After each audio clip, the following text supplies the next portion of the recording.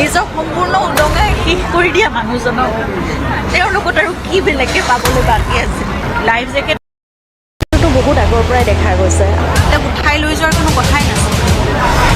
এই গোটেই কথাবোৰ মোৰ একোৱেই জ্ঞান নাই, গতিকে মোৰ বহুত প্ৰশ্ন আছে। মই এই গোটেই প্ৰশ্নবোৰ বহুত আগৰ পৰাই দেখা গৈছে, তেওঁক উঠাই লৈ যোৱাৰ কোনো কথাই নাছিল। এই গোটেই কথাবোৰ মোৰ একোৱেই জ্ঞান নাই, গতিকে মোৰ বহুত প্ৰশ্ন আছে। মই এই গোটেই প্ৰশ্নবোৰ এই ন্যায় মই বিচাৰোঁ। নিজক সম্পূৰ্ণ উদঙাই শেষ কৰি দিয়া মানুহজনক তেওঁৰ লগত আৰু কি বেলেগকৈ পাবলৈ বাকী আছে। লাইফ জেকেট তেওঁ নিপিন্ধো বুলি যদি নিজেও ভাবিছে, তেনেকৈ যাবলৈ দিয়াটো এইটো কথা হ'ল নেকি? গতিকে তেনেকুৱা এখন মিষ্টেৰিয়াছ জেগালৈ জুবিনক কিয় নিব লগা হৈছিল? সেইবোৰ কথাৰ কাৰণেহে মোৰ যোৱা নহ'ল, আৰু সেইটোৱে মোৰ মানে জীৱনৰ কাৰণে মোৰ নিজৰ এটা ক্ষেত্ৰ থাকে। বহুত আগৰ পৰাই দেখা গৈছে, তেওঁক উঠাই লৈ যোৱাৰ কোনো কথাই নাছিল। এই গোটেই কথাবোৰ মোৰ একোৱেই জ্ঞান নাই, গতিকে মোৰ বহুত প্ৰশ্ন আছে। মই এই গোটেই প্ৰশ্নবোৰ এই ন্যায় মই বিচাৰোঁ। নিজক সম্পূৰ্ণ উদঙাই শেষ কৰি দিয়া মানুহজনক তেওঁৰ লগত আৰু কি বেলেগকৈ পাবলৈ বাকী আছে। লাইফ জেকেট তেওঁ নিপিন্ধো বুলি যদি নিজেও ভাবিছে, তেনেকৈ যাবলৈ দিয়াটো এইটো কথা হ'ল নেকি? গতিকে তেনেকুৱা এখন মিষ্টেৰিয়াছ জেগালৈ জুবিনক কিয় নিব লগা হৈছিল? সেইবোৰ কথাৰ কাৰণেহে মোৰ যোৱা নহ'ল, আৰু সেইটোৱে মোৰ মানে জীৱনৰ কাৰণে মোৰ নিজৰ এটা ক্ষেত্ৰ থাকি যাব মোৰ লগত সদায়। আৰু শ্ৰাদ্ধৰ দিনাই পত্নী গৰিমা গাৰ্গে বিস্ফোৰণ ঘটাইছে। এই মুহূৰ্তৰ আটাইতকৈ গুৰুত্বপূৰ্ণ খবৰ, আটাইকেইগৰাকী ব্যক্তি অৰ্থাৎ ইয়ত পাৰ্টিত থকা আটাইকেইগৰাকী ব্যক্তি দোষী। জুবিনৰ মৃত্যুৰ বাবে আটাইকেইগৰাকী ব্যক্তি দোষী। কোন সিদ্ধাৰ্থ শৰ্মা, কোন শ্যামকানু মহন্ত, কোন প্ৰবাসী অসমীয়া, কোন আছাম এছ'চিয়েশ্যনৰ ব্যক্তি, কোনো খাৰি নাযাব। প্ৰতিগৰাকী ব্যক্তি দোষী। এই মুহূৰ্তত মুখ খুলিছে জুবিন গাৰ্গৰ পত্নী গৰিমা গাৰ্গে। গৰিমা গাৰ্গে মুখ খুলি সংবাদ মাধ্যমৰ সন্মুখত মন্তব্য কৰিছে, প্ৰতিগৰাকী ব্যক্তি দোষী। কোন সিদ্ধাৰ্থ শৰ্মা, কোন শ্যামকানু মহন্ত, কোনো খাৰি নাযাব। প্ৰতিগৰাকী ব্যক্তিয়ে দোষী জুবিনৰ মৃত্যুৰ বাবে। ইয়ত পাৰ্টিত থকা প্ৰতিগৰাকী ব্যক্তিয়ে দোষী জুবিনৰ মৃত্যুৰ বাবে। তাৰ পিছতে বিস্ফোৰণ ঘটাইছে গৰিমা শইকীয়া গাৰ্গে। কৈছে ইয়ত পাৰ্টি যে আছিল সেই কথা জুবিনে গমেই পোৱা নাছিল। যদিহে জুবিনে গম পালেহেঁতেন ইয়ত পাৰ্টিৰ কথা, তেনেহ'লে মোক আগদিনা অৰ্থাৎ যিদিনা মোক ফোন কৰিছিল সেইদিনাখনে মোক সকলো কথা ক'লেহেঁতেন, কিন্তু এই কথা কোৱা হোৱা নাছিল। অৰ্থাৎ জুবিন গাৰ্গে গম পোৱা নাছিল ইয়ত পাৰ্টিৰ কথা। এই বিস্ফোৰণ ঘটাইছে শ্ৰাদ্ধৰ দিনা পত্নী গৰিমা শইকীয়া গাৰ্গে। গৰিমা শইকীয়া গাৰ্গে তাৰ উপৰিও কৈছে, আমাক এটা হিচাপ লাগিব, আমাক এটা তথ্য লাগিব, উচিত ন্যায় লাগিব, প্ৰতিগৰাকী দোষী সাব্যস্ত হ'ব লাগিব। ইয়ত পাৰ্টিত থকা জুবিনৰ মৃত্যুৰ সৈতে জড়িত হ'ব প্ৰতিগৰাকী ব্যক্তি, আৰু প্ৰতিগৰাকী ব্যক্তি দোষী। প্ৰতিগৰাকী ব্যক্তিয়ে উচিত শাস্তি পাব লাগিব। শ্যামকানু মহন্তই হওক, সিদ্ধাৰ্থ শৰ্মাই হওক, আছাম এছ'চিয়েশ্যনৰ প্ৰতিগৰাকী সদস্যই হওক, ইয়ত পাৰ্টিত থকা প্ৰতিগৰাকী ব্যক্তি দোষী। এতিয়া মুখ খুলিছে গৰিমা শইকীয়া গাৰ্গে। তদন্ত যেন এতিয়া আৰু ক্ষিপ্ৰতৰ হ'ব, প্ৰতিগৰাকী ব্যক্তিয়ে দোষী যেন সাব্যস্ত হোৱাৰ দিশে এতিয়া। কাৰণ তেওঁ এজন শিশু আছিলতো, তেওঁ এজন যিমানে বয়সটো আমি নাচাওঁ বা যি নহওক, তেওঁ এজন শিশুৱে আছিল। গতিকে মই পত্নীতকৈ বেছি তেওঁৰ বন্ধুও আছিলোঁ সময়ত, তেওঁৰ মাতৃও আছিলোঁ, আৰু মোৰ ওচৰত তেওঁ তেনেকুৱাই আছিল, এজন শিশুৱে আছিল মোৰ সন্মুখত।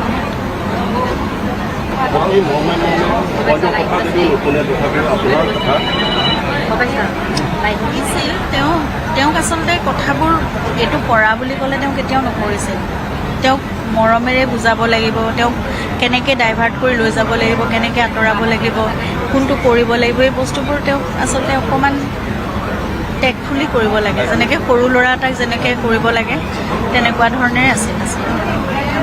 কিছু ক্ষেত্ৰত মই সেই বস্তুবোৰ বুজি পাইছিলোঁ কাৰণে মই কৰাব পাৰিছিলোঁ চাগে।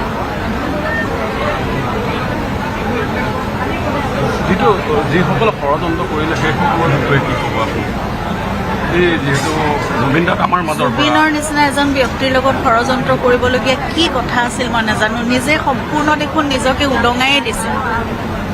তেওঁ নিজেনো কি ৰাখিছিল নিজৰ প্ৰতি, নিজৰ কাৰণে বা পৰিয়ালটোৰ কাৰণে? তেওঁ দেখোন নিজক সম্পূৰ্ণ উদঙাই দিয়া এজন ব্যক্তি। তাৰপিছত কিবা ষড়যন্ত্ৰ কৰিব লাগিব? তাৰপিছত তেওঁৰ ইমান সকলোকে মৰম কৰা মানুহ এজনক মৰম কৰি অকণমান আদৰেৰে তেওঁক যিখিনি ভিডিঅ' এতিয়া ওলাই আছে, সেই মুহূৰ্তখিনিত অকণমান যত্ন ল'ব নোৱাৰিলে, অকণমান মৰমটো দিব নোৱাৰিলে, তেওঁ আঁতৰাই অনাটো একো ডাঙৰ কথা নাছিল পানীৰ পৰা। সেইখিনি কিয় নকৰিলে মোৰ মানে কথাটো বুজি নাপাওঁ। মই সেইকাৰণে মই এইবোৰ কথা জানিব লাগে। মই সেইকাৰণে বিচাৰিছোঁ যে ন্যায় হওক, বিচাৰ হওক, এই কথাবোৰ কিহৰ কাৰণে এনেকুৱা হ'ল। নিজক সম্পূৰ্ণ উদঙাই শেষ কৰি দিয়া মানুহজনক তেওঁৰ লগত আৰু কি বেলেগকৈ পাবলৈ বাকী আছে। নিজৰ কাৰণে দেখোন একোৱেই ৰখা নাছিলে মানুহজনক। বহু সময়ত বাহিৰলৈ যায় দাদা, আপুনিও লগত থাকি সাগৰত বহুবাৰ গা ধুইছে, কিন্তু কোনো ধৰণৰ ঘটনা হোৱা নাই। আপুনি থকা সময়ত বহুবাৰ আপুনিও নিজেই আছিলে স্পটত থকাৰ পিছতো আপোনালোক গোটেইখন ফটো পাইছোঁ ছ'চিয়েল মিডিয়াত, আগৰ পূৰ্বৰ ফটো দেখিছিলোঁ বহুত। আপুনি তেওঁক তেনেকৈ কৰিছিলে দাদা? তেওঁ তেনেকৈ তেওঁ মানে বাধা দিলে দেখিলে মানে তেওঁক বুজালেই হ'ল বা তেওঁক কথাটো অকণমান বেলেগকৈ ডাইভাৰ্ট কৰি দিলেই হ'ল। আমি তেনেকুৱা দ পানীত সাঁতুৰিবলৈ বা তেওঁ ভাগৰি যোৱালৈকে সাঁতুৰিবলৈ আমি কেতিয়াও তেনেকৈ নিদিওঁ। সেইকণ যত্ন, সেইকণ অকণমান চকু দিলেই হৈ যায় জুবিনক, ইমান কঠিন একোৱেই নহয়। তেওঁৰ লগতে অকণমান ফূৰ্তি কৰি আমি এতিয়া বেলেগ এটা কিবা কৰিম দেই বুলি তেওঁক ডাইভাৰ্ট কৰি লৈ আহিব পাৰিম। ইমানেই সহজ তেওঁক বুজাবলৈ বা তেওঁক কিবা এটা কৰাবলৈ। এটা শিশুক ফুচলাবলৈ একো দিগদাৰী নাই। গতিকে জুবিনো সেই শিশু মনৰ এজন ব্যক্তি, তেওঁক ফুচলাই বেলেগ এটা কাম কৰাবলৈ একো অসুবিধা নহয়। লাইফ জেকেট তেওঁ নিপিন্ধো বুলি যদি নিজেও ভাবিছে, তেনেকৈ যাবলৈ দিয়াটো এটা কথা হ'ল নেকি? সেইটো মানে মানুহে কেনেকৈ কৰিব পাৰে। মই আৰু তাতে মই শুনিছোঁ সেই ঠাইখনলৈ যিটো লেজাৰাছ আইলেণ্ড, এতিয়া মই নিজে ইণ্টাৰনেটত মই বহুত পঢ়ি চাইছোঁ যে লেজাৰাছ আইলেণ্ড আচলতে আগৰ ছিংগাপুৰৰ এখন কোৱাৰেণ্টাইন আৰু যিবোৰ মহামাৰী হৈছিল সেইসকল ৰোগীৰ কাৰণে সেইটো কোৱাৰেণ্টাইন স্পট আছিল, আৰু তাতে তাক চিমেট্ৰি হিচাপে ইউজ কৰা হৈছিল। গতিকে তালৈ মই জনামতে কোনো তাৰ লোকেল লোকসকলে তাত কেতিয়াও এনজয় কৰিবলৈ নাযায়। তাত সেই ধৰণেই চায়। সেই ঠাইখন চিমেট্ৰি, সেইখন ঠাইখনক হণ্টেড জেগা বুলি কয়। তেনেকুৱা এখন ঠাই, আৰু সেই সাগৰৰ পানীখিনিত কিবা এটা আছে। তাত আগতেও বহুত ঘটনা হৈছে, আৰু তাত কি কাৰণে মানুহ এনেকৈ ডুবি যায়, হেৰাই যায়, মৃত্যু হয়, তাৰ কোনো কাৰণ নোলায়। সদায় ড্ৰাউনিং বুলি এটা ৰিপৰ্ট আহে।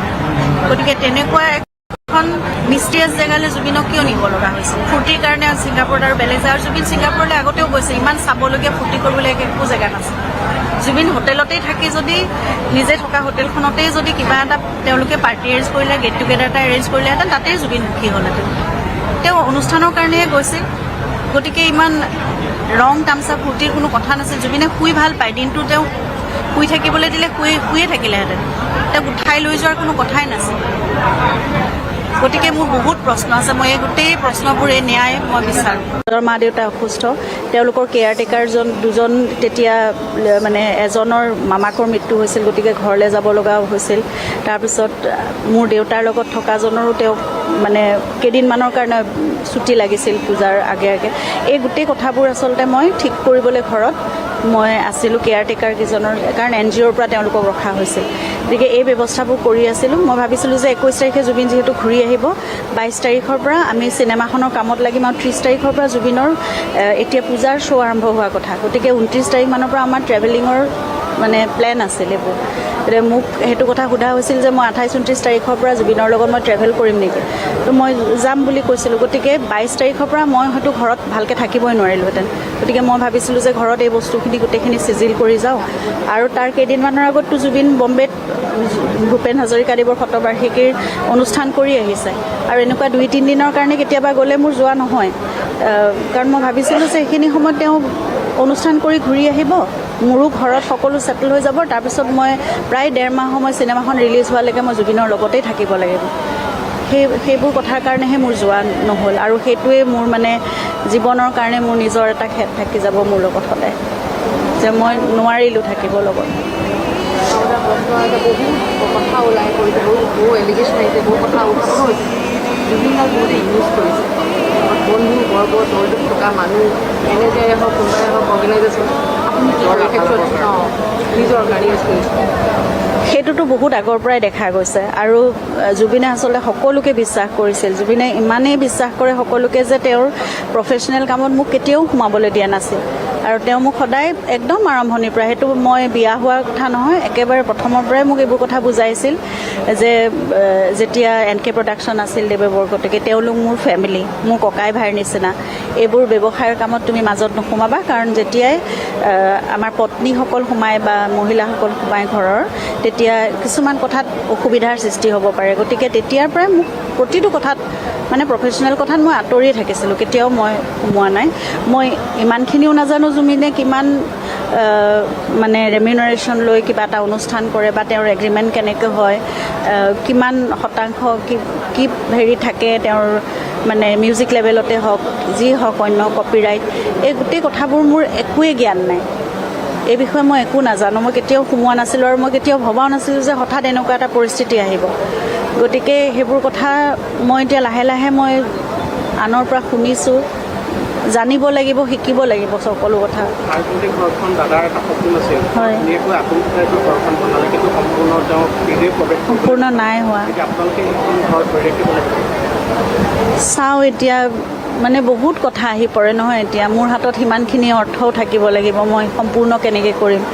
এতিয়া জুবিন থাকিলে হয়তো আমি আৰু 6 মাহৰ ভিতৰত আমাৰ ঘৰটো সম্পূৰ্ণ হ'লহেঁতেন, কিন্তু এতিয়া কিমান সময় লাগিব, কেনেকৈ পাৰোঁ, তেওঁৰতো সকলো সপোন মই কৰিবলৈ চেষ্টা কৰিম, কিন্তু মই কিমান সময় লাগিব, কেনেকৈ পাৰিম মই নাজানো।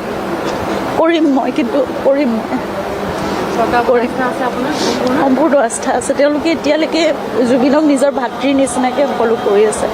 গতিকে মই সকলোকে মই ধন্যবাদ জনাইছোঁ, গোটেই অসমবাসী বুলিয়ে নকওঁ, সমগ্ৰ বিশ্ববাসী, অসম চৰকাৰ, প্ৰশাসন, পুলিচ প্ৰশাসন, সকলোৱে মোৰ কাষত এতিয়া আছে। জুবিনৰ প্ৰতি যি সন্মান, যি মৰম সকলোৱে দেখাইছে। গতিকে মই ভাবোঁ অনাগত দিনবোৰতো এই গোটেই যিমানবোৰ সমস্যা আছে বা মই নজনা কথা আছে, এই গোটেই কথাবোৰত মই সকলোৰে পৰা সহায় সহযোগ পাম। জুবিন গাৰ্গৰ আদ্যশ্ৰাদ্ধত শোকবিহ্বল পত্নী গৰিমা গাৰ্গ কাষত থিয় দিয়া ৰাইজলৈ হাতযোৰ কৰিলে গৰিমা গাৰ্গে। বৰ্তমানলৈ তদন্তক লৈ চৰকাৰ ধন্যবাদৰ পাত্ৰ বুলি কয় গৰিমা গাৰ্গে। জুবিনৰ আদৰ্শ সপোন সাৰ্থক হওক বুলি কামনা কৰিলে গৰিমা শইকীয়া গাৰ্গে। য়ট পাৰ্টিত জুবিনক অৱহেলা কৰাত ক্ষুব্ধ গৰিমা গাৰ্গ। জুবিনৰ দৰে ব্যক্তিক কিয় ইমান অৱহেলা কৰা হ'ল বুলি প্ৰশ্ন কৰে পত্নী গৰিমা গাৰ্গে। আমি ন্যায় পাব লাগিব বুলিও এইবাৰ দাবী কৰা দেখা গ'ল গৰিমা গাৰ্গৰ। এটা টেবলেট তেওঁ নিয়মীয়াকৈ খাব লাগে। মই কেইবাটাও টেমাত ভাগ ভাগ কৰি ৰাখোঁ। য়ট পাৰ্টিৰ আয়োজন মই গম পোৱা নাছিলোঁ বুলি ক'লে গৰিমা শইকীয়া গাৰ্গে। আগদিনালৈকে মোৰ লগত যোগাযোগ আছিল জুবিনৰ। জুবিনে বৰ অসম বিচাৰিছিল বুলিও ক'লে গৰিমা শইকীয়া গাৰ্গে। বিভাজন খামখেয়ালি পচন্দ নকৰিছিল জুবিন গাৰ্গে। শোকবিহ্বল পত্নী গৰিমা গাৰ্গৰ কাষত থিয় দিয়া ৰাইজলৈ হাতযোৰ কৰি সকলোকে ধন্যবাদ জনাই গৰিমা শইকীয়া গাৰ্গে। আৰু বৰ্তমানলৈ যেনেধৰণৰ তদন্ত হৈছে তাক লৈ আশাবাদী বুলি কয় গৰিমাই। মোক আগতে কয় বাঘৰ যেতিয়া পত্নী হৈছা তুমি বাঘিনীয়ে হ'ব লাগিব, আৰু তুমি চাবা তোমাক সকলোৱে এনেকৈ মৰম দি ৰাখিব। মই এতিয়া ৰৈ থাকোঁতে যেতিয়া ইমান লোক আহে, প্ৰতিটো কোটাত তেওঁৰ ফটো লগাই থোৱা আছে, আৰু প্ৰতিখন ফটোৰ পৰা তেওঁ মোক চাইছে যেন কৈ আছে, আকৌ এনেকৈ লাগে মই কৈছিলোঁ নহয় তোমাক আগতে চোৱা, এতিয়া ইমান মানুহ আহিছে যে তুমি আহৰিয়ে পোৱা নাই। গতিকে মোক সেইখিনি শক্তি তেওঁ দি যাব। মই জানো তেওঁ এজন ঈশ্বৰ পুৰুষ আছিল। মইহে চাগে অকল মানে আমি চাগে ভাবিছিলোঁ এজন মানৱ, মোৰ স্বামী হৈ আছে, পৰিয়ালৰ এজন হৈ আছে, এজন শিল্পী হৈ আছে, কিন্তু তেওঁ এজন এতিয়া ঈশ্বৰ পুৰুষ। মই জানো মোৰ প্ৰতিটো খোজ বাট মোক তেওঁ পোহৰাই লৈ যাব। মই সদায় তেওঁকে প্ৰাৰ্থনা কৰোঁ। আচলতে এটা মিছনতে আহিছিল, তেওঁ নিজৰ সময় লৈ আহিছিল, নিজৰ ক'বলগীয়াখিনি, নিজৰ কৰিবলগীয়াখিনি কৰি গ'ল। যেতিয়া তেওঁ থাকোঁতেও কিছুমান কথা নুবুজা নিচিনা লাগে, বহুতে তাৰ অৰ্থ নুবুজি পেলাই বেলেগ অৰ্থ ওলায়, বেলেগ ধৰণৰ কথা হয়। আমি অলপ চিন্তিত হ'লেও তেওঁ কয় মোৰ কথা আজি বুজি পোৱা নাই, 10 বছৰৰ পিছত মানুহে বুজি পাব। আৰু এতিয়া সেই কথাটোৱে আমি ভাবোঁ যে তেওঁ আচলতে বুজাবলৈও সময় নাছিল। তেওঁ নিজৰ সময়ৰ বাবে আহিছিল, নিজৰ কামখিনি কৰিছিল, নিজৰ কথাখিনি তেওঁ কৈছিল, আৰু সেইখিনি সময়ত তেওঁ তাক বিশ্লেষণ কৰাই মানুহক বুজাই যাবলৈও চাগে সময় নাছিল। সেইকাৰণে খৰধৰকৈ সকলো কাম তেওঁ কৈছিল। আৰু এতিয়া দেখিছোঁ, এতিয়া আমিও বুজি পাইছোঁ, আমিও বুজি আছোঁ বহুত কথা তেওঁ কৈ যোৱা।